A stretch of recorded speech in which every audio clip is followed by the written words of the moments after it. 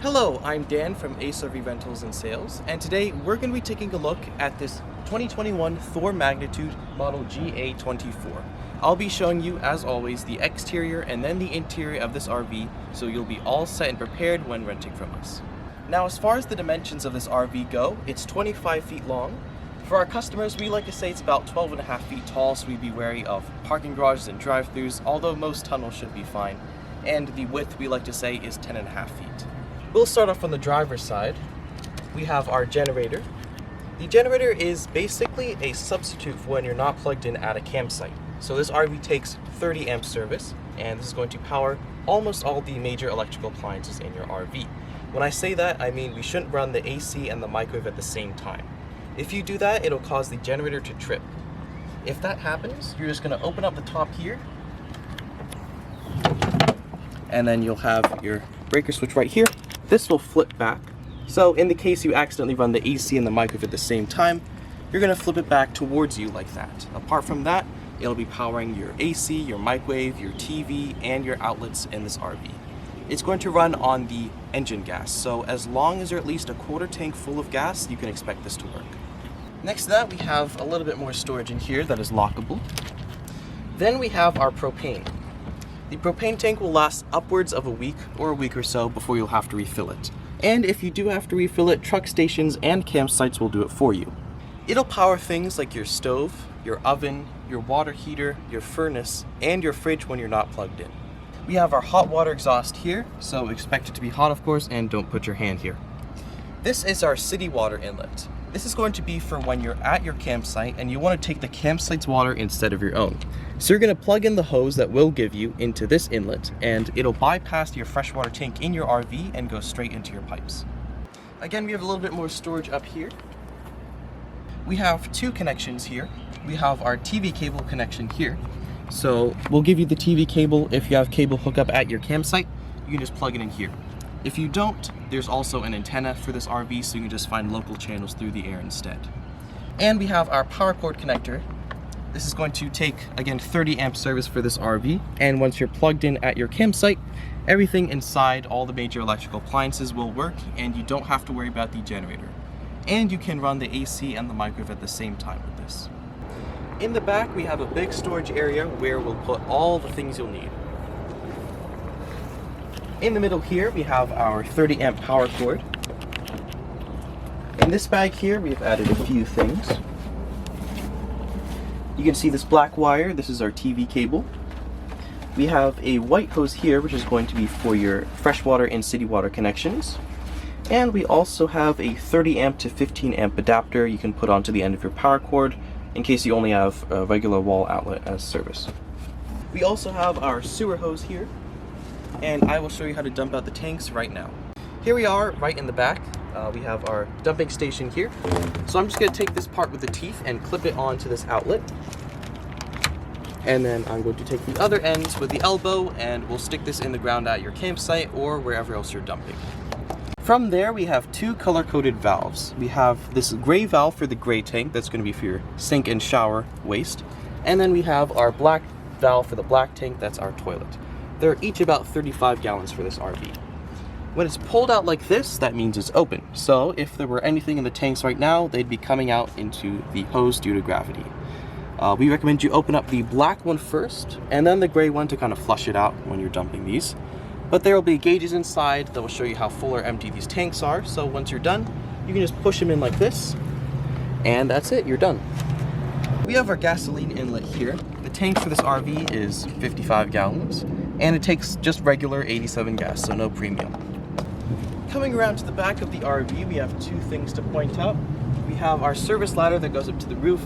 We recommend or encourage that you don't go up here. It's just for service purposes. And we also have our rear view camera in the back. It'll go out about 8 feet. You can leave it on when you're driving. Otherwise, when you put the RV in reverse, it'll automatically pop up on your display.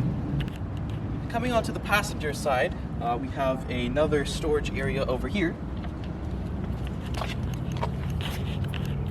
Like the hot water exhaust, we have our furnace exhaust here, expected to be hot. And we also have the back of the refrigerator here. It'll start leaking water. It's just condensation, so it's not broken or anything.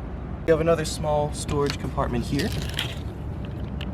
We have two regular wall outlets over here. Expect it to only work when you are plugged in or the generator is running. And finally, for the outside, we have our inlet for the freshwater tank. This is going to be about 40 gallons for this RV.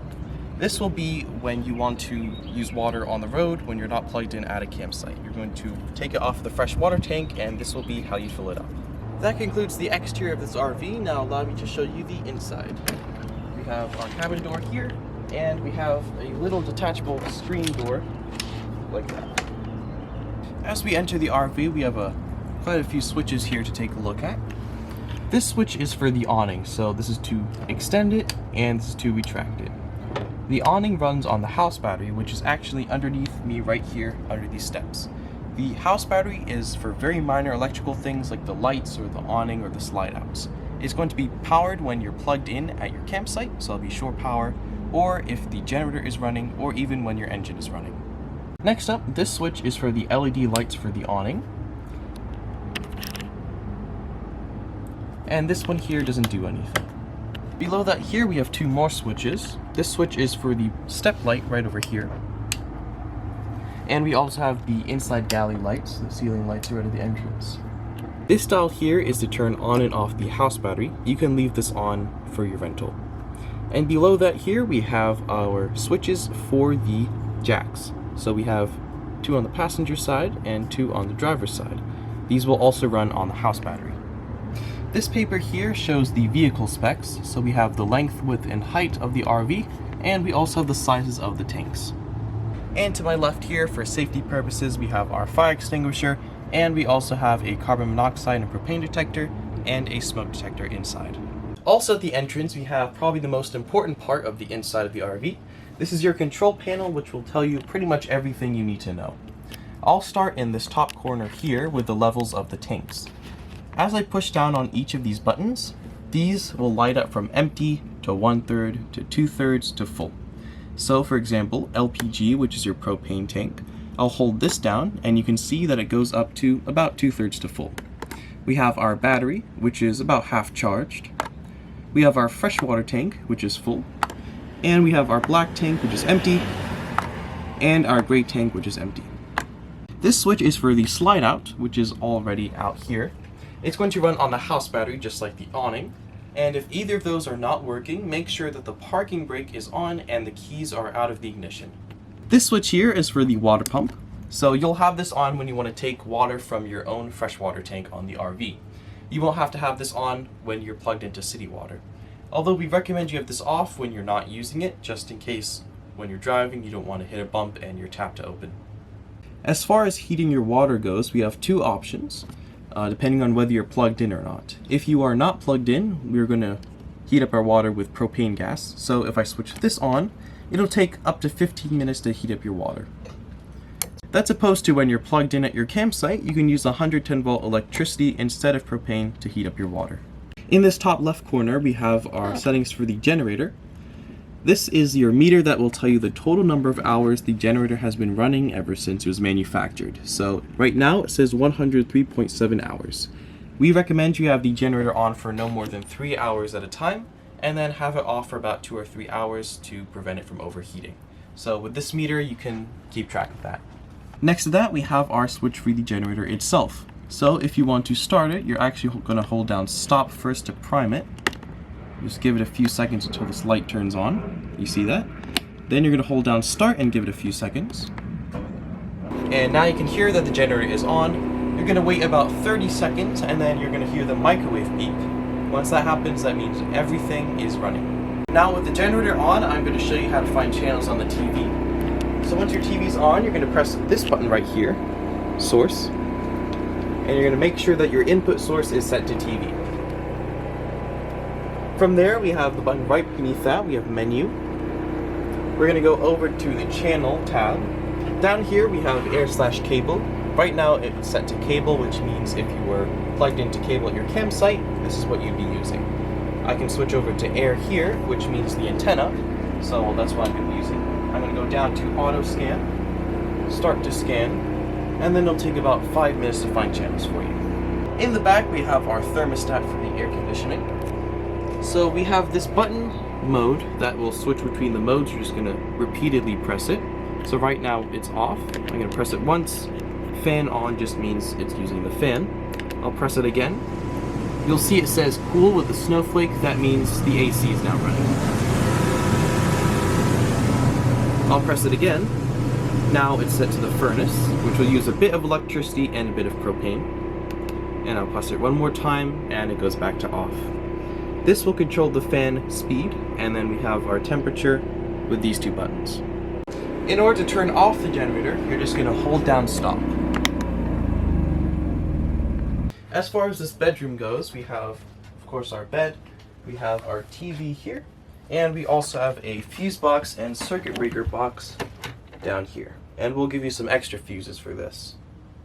Next we have our bathroom here. We have our standard shower here. Our toilet kind of works like an airplane toilet. You just want to push down on this pedal here to flush it. And you're going to make sure that the water pump is on if you're taking it off of the tank. Otherwise, you have to be plugged into city water. The toilet paper is RV specific, so in order to use it, you're going to have to get some from the camping section at Walmart, or campsites will also sell it. Apart from that, we have our standard sink and just some cabinet space here. We have these little bottles of solution for the toilet, so in case the smell comes up from the black tank, we can just pour a little bit of that down the toilet to freshen it up. We have a bit of wardrobe space here, and we have a pole in there. You can hang your clothes that way. On the passenger side here, we have our kitchen. I'll start with the fridge. Now the fridge is going to run, as I said, outside when you're not plugged in on propane. But when you do plug into your electricity at your campsite, it will automatically switch over to electricity. So no matter what, the fridge is going to stay on and your food will be kept cold. We have a standard house microwave over here. Again, when you're on the generator, make sure not to run the AC and the microwave at the same time. Beneath that, we have our stove and oven. For the stove, we have our 3 burners and then our pilot light here. We'll just turn this to the light option and then hit this once, and there we go. When you're done with the stove, wait a few minutes before you put the top back on, otherwise the propane might get trapped in there and sometimes it'll shatter. Beneath that, we have our oven. We'll have to take a long lighter and just heat this bar up here, and that'll be after you use this dial for the oven. And below that we have a drawer actually. And this is our sink. To use the windows, there's a little lever here. You're just going to pull that and then outwards like this. The same goes for the screen door. And to lock it, you're going to push on the bottom one here. As for the blinds, they're just pulled down and pushed up. We have a 2 seatbelt dinette here, and it will also turn into a bed. I'll show you that right now. All I've done so far is take the top cushions out, and I lifted up the bottom cushions up like this. Then we have a little lever down here. You'll flip this to the left, and then we can push down the dinette table. And finally, we can take our cushions and put them in this format, and here's your dinette bed. We also have an overhead bunk. You can just take this cushion and bring it down to the front and hook up your ladder here. In this envelope, we have an online guide you can scan with your QR code here. We also have our registration, and we have some extra fuses for the fuse box. As far as the keys go, we have this one for the ignition. This purple key will be for your cabin door. And we also have these gray keys. They'll be for the outside compartments. We also have our contact information on the keychain here. For the front display, we have a few options. We have our radio, we can connect our phone with Bluetooth, and we also have our rear view camera. As I said, outside you can leave it on when you're driving. Otherwise, when you put the RV in reverse, it will also automatically pop up here. By my foot here, we have our parking brake. You'll just push it down to engage it, and then we have our release right here. And that's everything you need to know for our 2021 Thor Magnitude GA24. I'm Dan from ACE RV Rentals and Sales, and have a great trip.